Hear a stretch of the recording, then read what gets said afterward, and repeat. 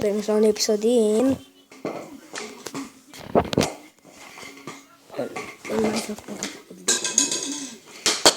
ceva pe fundal. Da, e cineva pe la mine și în fine. Revin. Am revenit, am găsit un bloc plat. Era chiar lângă casă.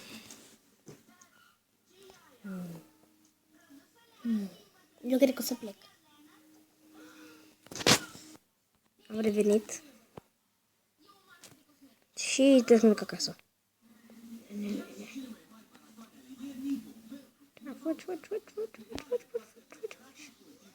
Aici e casa?